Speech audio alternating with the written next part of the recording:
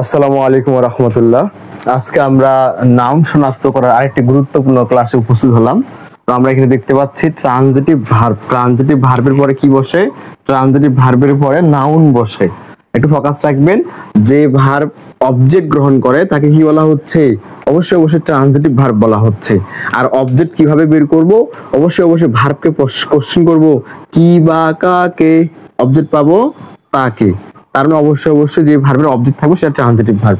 We call Rana, আমরা কাকে ডেকেছিলাম? রানাকে ডেকেছিলাম। তার মানে এখানে রানা অবশ্যই কোন পার্টস অফ স্পিচ? অবশ্যই নাউন।